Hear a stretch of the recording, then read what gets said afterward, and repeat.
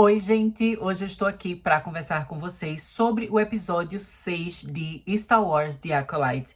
E, gente, esse foi mais um episódio que eu achei ele muito, muito legal. Eu fiquei bem ansiosa, né, desde o final do episódio anterior, episódio 5, porque a gente acabou, né, vendo a May indo embora com o Sol, né, e vendo a Osha indo embora com o Kimir. Né, que eu tenho uma dificuldade muito grande de falar o nome dele. E eu acho que várias vezes eu ficava falando Kimir.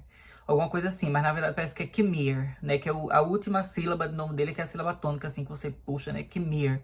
Mas, enfim, acho esses personagens, assim, muito interessantes, no caso, as duplas que foram formadas, né? Pra gente ter aqui uma exploração da relação deles. Eu devo confessar que eu achei que teve pouca coisa, né, da May com o Sol. Eu queria que eles tivessem aparecido mais. Mas esse episódio, né, eu sinto que ele foi muito curto. Na verdade, todos os episódios dessa série eu acho que eles são muito curtos, eles acabam muito rápido, né? Às vezes eu fico pensando que talvez seria bom se eles pudessem juntar todos os episódios e fazer um filme. Isso é uma coisa que eu já senti com várias séries da Disney Plus, que eu acho que eles não são feitos, né, com formato realmente, assim, de série. Eu não sei explicar, mas, tipo, parece, na verdade, que é um filme que eles dividiram em várias partes, né? Você não sente que tem os episódios, realmente, assim, as coisas nesse formato, né, que é uma coisa mais longa, porque é tudo muito curtinho, parece um filme longo e não uma série de verdade. E eu queria, né, que se for pra ser um filme longo, que eles façam logo um filme, né? Podia fazer, tipo, o Zack Snyder com Rebel Moon, que vai lançar agora a versão de diretor, né, que vai ser 2 filmes de 3 horas. Pra mim, dava pra ter feito isso, sabe? Faz Acolyte parte 1 com 3 horas, Acolyte parte 2 com mais 3 horas e forma 2 filmes e forma a história, ao invés de a gente ficar, né, 8 semanas, no caso 7 semanas, né, porque os 2 primeiros episódios lançaram juntos, mas a gente fica, né, 7 semanas pra ter a história completa, mas eu acho que não acontece coisa o suficiente por semana, né? Eu acho que era melhor eles juntarem aí umas coisinhas. Mas, enfim, né, esse episódio, gente, ele se chama, né, eu até escrevi aqui, que é Teach and Corrupt, né, e mais uma vez a gente voltou a ter aquela coisa dos nomes duplos, e isso meio que confirmou aquela teoria, assim, não é bem uma teoria, mas tipo a interpretação que eu tava fazendo em relação aos títulos no vídeo passado, né, que eu falei que todos os episódios eles eram duplos, e aí quando os episódios eles começaram a não ter o título duplo, era porque o arco de história que estava sendo explorado naquele episódio era meio que parte 1 e parte 2. E você precisava de um outro episódio para completar a história ali que aquele capítulo queria contar pra gente. Eu senti que esse capítulo daqui, ele também parece uma parte 1 de algo que teria uma parte 2. Mas enfim, eles acabaram colocando ali, né, o título ali duplo, como se isso já fosse uma história completa. E aí a gente tem essa questão, né, do título, né, que é ensinar e corromper. E isso tem tudo a ver, né, com aquela questão que eu venho apontando desde o primeiro episódio e cada vez mais eu tenho percebido que talvez essa seja, né, uma das tramas, assim, centrais dessa série, né, junto com a questão da dualidade, né, que é a relação entre o mestre e um padawan. Né, isso desde o primeiro episódio, a gente vem sentindo um pouco disso, né? Tem aquela cena no primeiro episódio que é o Sol ali cuidando de vários padawanzinhos, né? Várias criancinhas, os younglings, né? Que são os mais novinhos ainda. E ele tá cuidando ali todo mundo, né? No templo lá do Jedi, em Coruscant. Então, tipo, a gente meio que tá vendo isso na série desde o início, né? Não só dentro da história, assim, na parte narrativa, mas até nos elementos visuais, né? Que sempre tem alguém ensinando e alguém aprendendo. Ou, como diz aqui nesse episódio, alguém corrompendo ideias e outra pessoa meio que sendo corrompida. Então, achei que isso foi muito, muito legal. E continuando, né? Como eu falei no episódio anterior, a gente vê essas duas duplas meio que sendo formadas. E aqui, né, eu já queria a gente falar sobre a Osha e o Kimir. E eu achei, assim, todas as cenas deles muito, muito legais nesse episódio, especialmente porque o Kimir, ele tava, assim, muito gostoso. E simplesmente ele ali tirando a roupa e entrando na água, e a Osha assistindo e tudo mais. Eu achei que tudo aquilo foi muito sensual. E mais uma vez eu sinto que meio que confirmou algo que eu já estava pensando e já estava falando a respeito, né, desde o meu vídeo anterior. No vídeo anterior eu falei que eu tava sentindo que essa série, né, provavelmente, assim, em especial pelo fato de ter uma showrunner que é uma mulher, ela acabou trazendo um quê de feminilidade aqui pra série, né, e ela faz faz os personagens masculinos eles parecerem mais atraentes. É óbvio que em Star Wars a gente sempre teve vários homens bonitos, né? O Han Solo, o Luke Skywalker, né? O Anakin, o Obi-Wan, todos eles são gatíssimos em todos os filmes, todas as séries, mas é diferente, assim, a forma como eles estão sendo explorados. Não necessariamente em outras obras de Star Wars, eles tinham essa pegada, assim, mais sensual na forma como estava sendo dirigido, na forma como a história estava sendo contada, né? Eles eram bonitos porque os atores eram bonitos. Mas aqui na série The Acolyte a gente vê que não é só uma questão do ator ser bonito, mas que a série propositalmente, né, quer mostrar essa beleza dele, a sensualidade dele pra gente, inclusive como uma forma, né, de fortalecer a sua narrativa, e especialmente acho que dessa parte, né, de corromper alguém. Né, e a gente vê muito isso aqui. Porque também tem aquela questão, né, gente, que os Jedi, eles não podem se apaixonar. Eles, em tese, eu acho que eles também não devem ser pessoas que têm relações sexuais, enfim. Então eles não têm essa coisa, essa pegada erótica, né? A gente sabe que os Jedi, eles são ali quase como se fossem, né, figuras religiosas, os monges, né, do espaço e tal. Isso, inclusive, é uma coisa que até é citada em um dos livros da High Republic, né, dessa era da Alta República que eu li, que tem uma personagem que ela fala, nossa, vocês parecem um bando de monge do espaço. E é tipo isso, né? Mas aí ele, exatamente por ele ser um ser, ele tá tentando corromper uma pessoa, ele vai usando dessa coisa do desejo, né? Inclusive tem até o momento que ele fala aqui, né, que ele tá citando emoções e sentimentos que acabam levando a pessoa a usufruir da força de uma outra maneira. E aí ele cita, né, a raiva, o ódio, o medo. Ele cita, né, o desejo. E quando ele fala do desejo, ele olha pra Osha, assim, Osha olha pra ele. Então, eu gostei desse aspecto sensual. Eu acho que isso é uma coisa muito legal, né? E foi uma coisa também que me lembrou muito a relação do Kylo Ren com a Rey lá, né, na trilogia sequel. Isso é algo que eu também já comentei em outros vídeos, mas aqui eu acho que acaba fortalecendo. Esse episódio inteiro, na verdade, eu achei que ele tinha muitas referências aos últimos Jedi, né? The Last Jedi, o episódio 8 da saga Skywalker, né? E aí tem realmente, assim, muita coisa, muita referência, tanto narrativa quanto visual, né? Vários elementos ali estavam em comum. E eu achei que a relação da Osha com o Kimir tava me lembrando muito a relação, né, do Kylo Ren com a Rey. E eu achei isso muito legal, mas mais uma vez eu devo dizer que eu sinto a diferença da perspectiva feminina aqui na série. Porque o que é que acontece? Talvez vocês nem concordem muito com isso, mas é uma coisa que eu percebi, assim, em relação à linguagem, né, sobre a qual a história está sendo mostrada pra gente. E eu sinto que nos filmes que a gente vê no cinema, né, ambos, né, dirigidos por homens, no caso a gente tem, né, o episódio 7 e 9 sendo dirigido pelo J.J. Abrams, e a gente tem o episódio 8, né, que é Os Últimos Jedi, sendo dirigido pelo Rian Johnson. E eu sinto que, por exemplo, a Rey é uma personagem que eles não apresentam ela como sendo sensual, né, até porque eu sinto que alguns diretores homens, às vezes eles têm uma dificuldade, assim, de como trabalhar personagens femininas de uma forma sensual, porque eu sinto que alguns deles, eles sexualizam a personagem, ela fica, tipo, sendo objetificada. E outros, eles acabam ficando com medo de sexualizar a personagem, de objetificar ela, então eles tentam mostrar ela de uma forma que ela perde todo o sex appeal, e eu acho que esse é o caso da Rey. Né? Mas, obviamente, a personagem não é obrigada a ter sex appeal nenhum pra funcionar, pra ser boa, enfim, não é uma coisa, tipo, relevante pra gente falar, assim, sobre a qualidade da personagem, mas é um fato sobre ela. A Rey, ela não tem sex appeal. Mas aqui, tanto a Osha quanto a May, elas têm sex appeal. E exatamente, eu acho que pela série, ela ser idealizada por uma mulher, ela sabe muito bem como trabalhar esse aspecto sensual de uma personagem feminina, dela ser atraente, dela ser bonita, sem ter medo de sexualizar, entendeu? Porque, tipo, não é uma questão, né? Uma mulher, ela consegue ver beleza em outra mulher sem ter essa coisa de precisar objetificar ela, e ela não tem medo de objetificar outra mulher, porque ela sabe como fazer, tipo, é o universo dela, é a vivência dela. Então, por causa disso, eu sinto que tanto a Osha quanto a May, elas são muito sensuais aqui na série, elas são muito bonitas, né? E eu amo, gente, que a Osha, ela tem aquela roupa dela, né, que é a regatinha dela, né? E eu acho ela linda com aquela regatinha, inclusive ela já usou, né, lá no primeiro episódio da série, né, quando ela acorda na nave onde ela trabalhava. E aqui a gente tem uma cena bem parecida, né, dela acordando ali na navezinha, ela com a regatinha. Eu acho muito legal, eu acho ela super sensual, super bonita, né? Acho ela incrível. E o Kimir, né, como eu falei, ele também tem uma coisa muito sensual. Porque não é apenas a questão, por exemplo, de porque ele tá sem camisa. Vários personagens aparecem sem camisa em diversos filmes. Inclusive, né, na trilogia sequel, a gente tem aquela cena do Kylo Ren, ele sem camisa, né, na frente da Rey. Mas você vê que é diferente, porque ele é simplesmente um cara forte sem camisa. E aí, tipo, gente que gosta de padrão fala, ai meu Deus, músculos, achei bonito. Mas aqui, nessa série The Acolyte, não é só a questão de que é um padrão sem camisa, é a forma como a cena é gravada, é a forma como a cena vai alternando entre ele tirando a roupa aos pouquinhos e entrando na água, e alternando, né, com os olhares da Osha, e ela curiosa, ela não sei o que, sabe? Isso é que cria sensualidade, e eu amei, né? E assim... Pra mim, isso é uma coisa que eu acho relevante, gente, que eu acho muito incrível ficar vendo, assim, como as histórias, elas são contadas, sabe? Eu acho que a diferença da linguagem masculina e linguagem feminina é perceptível aqui nesse filme, né? No caso, nessa série, em comparação aos filmes de Star Wars. Então, eu achei isso muito legal. Eu achei toda aquela questão ali da Osha com, né, o Kimir, eu achei muito legal.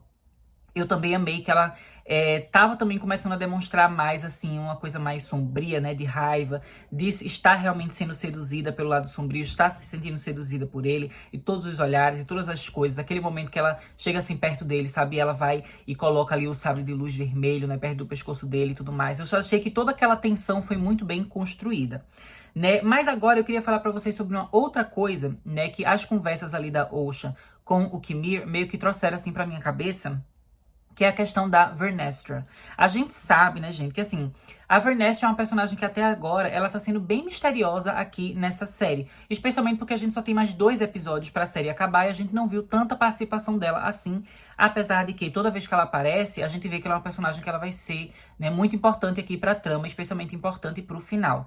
E quando eu tava vendo esse episódio, eu basicamente fui meio que formulando, assim, uma teoria na minha cabeça, que eu acho que muitas pessoas vão concordar também, porque eu acho que não é uma coisa assim, muito difícil de você captar, não, sabe? Eu acho que a série tá realmente deixando muitas pistas, que é a ideia de que talvez a Vernestra, ela seja a antiga mestre, né? A mestra do Kimir. Porque a gente sabe que ele já foi um Jedi, ele já chegou a ser treinado, mas alguma coisa aconteceu, né? Ele saiu, não sei o que, ele foi colocado pra fora, ele foi pro lado sombrio, e toda aquela coisa, ele mudou de lado. Mas ele fala, né, sobre essa coisa da discussão do mestre, do seu Padawan, né? E a gente, como eu falei no início aqui do vídeo, a gente tá vendo isso em vários episódios, esse elemento sempre sendo trazido de volta, trazido de volta, trazido de volta. Então, eu sinto que, basicamente, a série está querendo estabelecer pra gente vários núcleos de mestre e aprendiz. Então, a gente tem aqui, por exemplo, né? Eu até anotei aqui, a gente vai ter a Vernestra e o Kimir. Aí a gente vai ter, né, o Kimir e a May. Aí a gente tem o Sol e a Osha. A gente também tem o Sol e a Jack, né? E de certa forma, a gente também agora tem, né, o Kimir com a própria Osha. Então tem várias coisas assim dessa ligação de uma pessoa que ensina e outra pessoa que é ensinada ou corrompida. E eu acho, né, que a forma de fazer a Vernestra, que a gente sabe que é importante, mas que até agora ela tá meio afastada da trama principal, e a gente inserir ela no núcleo principal, né, e nesse núcleo das narrativas realmente que são centrais aqui na série, seria colocando ela num papel de ter sido a mestra de alguém. E eu acho que essa ligação é exatamente a gente descobrir que no passado foi ela quem estava cuidando do Kimir. Coisas ruins aconteceram, coisas erradas aconteceram, né? Ele mostra aqui no episódio, a gente vê a cicatriz que ele tem nas costas, a cicatriz aparece mais de uma vez. E, inclusive, eu acho interessante, né, que a cicatriz, ela muito claramente não é reta. Porque se fosse só com sabre de luz normal, seria aquela cicatriz assim, né? Tipo de uma espada, de uma faca. Mas não, ela tem uma coisa assim, meio circular, sabe? Ela tem uns ângulos assim diferentes que dão pra gente entender que provavelmente é aquela arma, né, da Vernestra, porque ela tem o sabre de luz que se transforma num chicote, né? E nesse episódio, é o episódio que a gente vê ela usando o chicote pela primeira vez. Nos livros, né, da Alta República, essa personagem já aparece, a gente vê esse chicote dela. Mas aqui na série, esse episódio foi a primeira vez que a gente viu ele usando. E foi o mesmo episódio que a gente viu pela primeira vez, né, a cicatriz do Kimir. Ou seja, o episódio visualmente estava querendo que a gente fizesse essa conexão, sabe? Por isso que eu digo que é uma teoria que não sou só eu que tô tendo. Acho que muita gente deve estar pensando isso também, porque eu acho que é uma coisa que a série tá deixando bem clara, para que a gente possa juntar as peças, né? Que não necessariamente a série, ela precise explicar isso pra gente entender. Apesar de que, obviamente, no próximo episódio, né, nos 2 próximos episódios, eles devem falar sobre isso explicitamente. Mas, por enquanto, né, eles já deram pra gente, né, pistas o suficiente pra gente conseguir juntar as peças, né, sozinhos aqui, né, enquanto público. Mas continuando, né, aí tem mais uma coisa que eu queria falar, que eu achei esse episódio parecido com Os Últimos Jedi, que é a questão de que a Vernestra, apesar de eu achar ela chata quando eu li ela nos livros, eu sei que ela não é uma personagem ruim. Então, como é que ela passa de ser aquela personagem dos livros para ser uma pessoa que teve uma relação tão problemática com seu Padawan, né, que chegou ao ponto dele se tornar esse mestre Sith? Eu acho que a história que a gente vai ter deles talvez também seja uma história de mal entendido, né? Do mesmo jeito que a gente tem em Os Últimos Jedi, aquele mal entendido entre o Luke Skywalker, né, e o seu sobrinho, o Ben Solo. A gente sabe, né, que o Luke Skywalker, ele não ia matar o sobrinho dele. Mas ele fica ali com medo, né? Quando ele tem uma visão, ele sente um negócio sombrio, né? Com o sobrinho ali. E aí ele vai e acende o sabre de luz. E aí o sobrinho acorda e fala, no meu tio quer me matar. E meio que cria todo esse conflito, que eles vão se odiando e não sei o quê. E acaba tudo lá em Os Últimos Jedi. Sendo que era uma coisa que, de certa forma, tinha como ser resolvida. Porque um não queria matar o outro, não odiava o outro profundamente, sabe? Foi realmente, assim, um mal entendido. Que foi virando uma bola de neve, enfim, tudo se complicando. E eu acho que talvez seja algo parecido que vai acontecer aqui quando a gente descobrir o passado da Vernestra com o Kimir, né? Isso é uma coisa que eu tô muito interessada em ver nos próximos episódios. Aí, além disso, outra coisa que eu queria falar também é que nesse episódio aqui, a gente meio que já vê o pontapé inicial para no próximo episódio a gente ter o flashback, né? Porque aqui a gente vai ver o Sol, ele conversando com a May, né? E aí no início ele não sabe que é a May que tá ali com ele, né? Mas depois ele acaba descobrindo. E aí ele fala, né, que eu passei os últimos anos, né, os últimos 16 anos pensando o que é que eu ia conversar com você quando eu lhe reencontrasse, porque eu tenho coisas pra lhe dizer, não sei o que. Então eu amei que o episódio já deu esse gancho pra que o episódio, né, 7 da semana que vem seja o flashback mostrando a perspectiva dos Jedi sobre o que aconteceu. Eu tô muito ansiosa pra descobrir, né, o que foi que realmente rolou ali naquele planeta, né, onde tinha as bruxas lá, que usavam a força de outra forma, né, que elas chamavam de Thread. Quero muito saber disso. E outra coisa também, gente, que é uma teoria minha, que eu comecei a sentir isso a partir desse episódio, é que eu acho que vai morrer basicamente todo mundo. Eu acho que o final vai ser super triste dessa série. Isso, inclusive, é uma coisa que pra mim faz sentido, porque a atriz que faz o papel da Osha e da May, né, em entrevista já perguntaram pra ela qual é o seu filme favorito de Star Wars. E ela respondeu que era A Vingança dos Sith.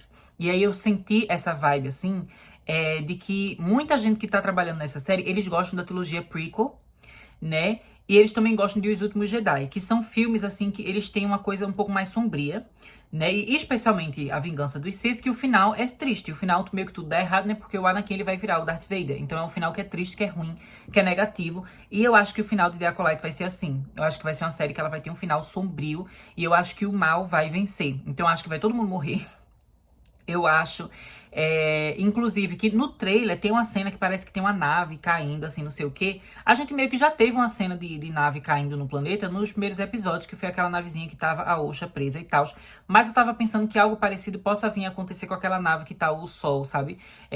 Eu acho que o Sol vai morrer. Eu acho que o Sol ele vai morrer nessa série. Eu acho que ele vai ser o assassinado, vai ter uma guerra ali no espaço, né? E aí vai explodir a nave dele, ou então ele vai morrer com um sabre de luz, enfim. Mas ele vai morrer. Ele vai morrer de alguma forma. E eu tenho certeza que vai ser uma coisa muito sofrida, porque eu gosto bastante desse personagem. Eu acho que quando a gente tiver o flashback, a gente descobriu o que realmente aconteceu no passado. Eu acho que a gente vai ver que ele realmente não era tão inocente quanto ele parecia, não era tão inocente assim quanto eu imaginei durante os primeiros episódios. Mas, ao mesmo tempo, eu acho que a série também vai mostrar pra gente que ele é uma pessoa boa, apesar de tudo, né? Apesar dos erros que ele possa ter cometido. E aí a gente vai sofrer vendo ele morrendo, mas o sofrimento vai ficar pior ainda, porque eu estou sentindo que ele vai ser colocado como culpado de tudo que aconteceu. Nesse episódio isso meio que já começa, porque eles já começam a ficar, né, questionando, nossa, mas será que foi o Sol que matou todo mundo? Porque quem seria, né, forte o suficiente para ter derrotado todos esses Jedi aqui? E aí o Sol, ele é um grande mestre, né, ele já tem muito tempo, assim, de trabalho como Jedi, não sei o que, ele é um dos mais fortes ali que estava naquele grupo, né, e a pessoa fica, não, então, será que foi ele que fez alguma coisa? Será que ele, né, mudou de lado, ele traiu a gente? E aí eu sinto que esse é o caminho que a série vai seguir nos últimos episódios. Eu acho que vai ser um final que vai ser trágico, vai morrer muita gente. Eu acho que talvez a Osha, ela realmente, né, vá pro lado sombrio da força e ela vai se juntar ao Kimir, né? Inclusive nesse episódio a gente já termina com ela colocando a máscara dele ali, né, e tal. Então a gente vê que ela já tem uma coisa assim meio que do lado sombrio. E aí, por eles terem essa relação romântica, sabe, eu acho que ele vai acabar, sim, conseguindo seduzir ela e trazer ela para o lado sombrio da força. E aí, talvez eles, né, sejam estabelecidos aqui como um casal de Sith. Eu também acho que a gente vai ter mais um personagem Sith aparecendo aqui, porque o Kimir, eu acho que ele, com certeza, deve ter o seu próprio mestre Sith, né, depois que ele abandonou a Vernestra, né? Depois que a Vernestra colocou ele pra fora, enfim, a gente vai ver o que foi que aconteceu entre eles, né? Ou pelo menos a minha teoria é que algo aconteceu entre eles. E aí ele deve ter um outro mestre. Até porque a série toda, né, como eu falei, tem essa coisa de mestre Padawan, né? Ou mestre e acolyte. Então, provavelmente, ele tem também um Sith que foi o mestre dele, que provavelmente pode ser algum personagem, né, da cronologia Legends, que eles vão trazer de volta agora, porque a showrunner, né, ela já falou que ela gosta muito dos livros Legends de Star Wars e que ela queria trazer algumas coisas para a série, né, e fazer algumas coisas que antes estavam naqueles livros, naqueles jogos, naqueles spin-offs antigos do antigo universo expandido de Star Wars e trazer agora para o novo cânone. E isso meio que aconteceram algumas coisas no decorrer da série, mas não aconteceu muita coisa. Então acho que alguma coisa importante da cronologia Legends, ela vai trazer para o cânone oficial durante os últimos episódios, né, especialmente no último episódio da série. Então acho que talvez a gente tenha, né, a participação assim de algum Sith, né, que existe nos livros antigos lá da Velha República e tudo mais, sabe, ele sendo citado, aparecendo aqui, né? Eu acho que isso vai acontecer. E como eu falei, né, acho que o final vai ser trágico, com o Sol morrendo. Eu acho que a May também, eu acho que ela vai acabar morrendo. Eu acho que ela não vai se juntar ao lado sombrio. Eu acho que ela é uma personagem, assim, que ela... Eu sinto que ela é mais propensa a ter uma redenção, né? Enquanto a Osha, eu sinto que ela é mais propensa a ir pro lado sombrio. Eu acho que elas meio que vão trocar de lado, sabe? De certa forma. E aí, a May, quando ela estiver do lado, né, do bem, assim, do lado da luz, ela vai acabar fazendo alguma coisa, ou se sacrificando, tentando proteger a irmã, tentando matar o Kimir, alguma coisa, e ela vai morrer. Eu acho que ela vai morrer também, né? E o final vai ser bem trágico. E exatamente por morrer todo mundo, né, e o Sol ficar com a culpa de tudo que aconteceu, é que eu acho, né, que o Kimir e a Osha, eles vão poder fugir, né, e viver, assim, escondidos. E aí eles vão estar, né, meio que reconstruindo, né, os Sith, né, e voltando a crescer e tudo mais, sem que ninguém saiba. Para que aí, né, 100 anos depois, a gente possa ter, né, o Palpatine lá fazendo todas as suas artimanhas, né, e começando a trilogia prequel, né, com a Ameaça Fantasma, Ataque dos Clones e a Vingança dos Sith. Então, essa é a minha teoria, né? Essa é a minha visão sobre esse episódio. Eu achei esse episódio muito legal, né, gente? Só senti que ele foi curto, né? E assim, eu falo tanto que eu falando da quase duração do episódio, eu acho isso engraçado. Mas o episódio em si acontece sem pouca coisa, assim, ele é muito rápido, né? Mas eu tô ansiosa pra ver o final da série. E é isso, né, gente? Espero que vocês tenham gostado desse vídeo. Deixo vocês por aqui. Até mais!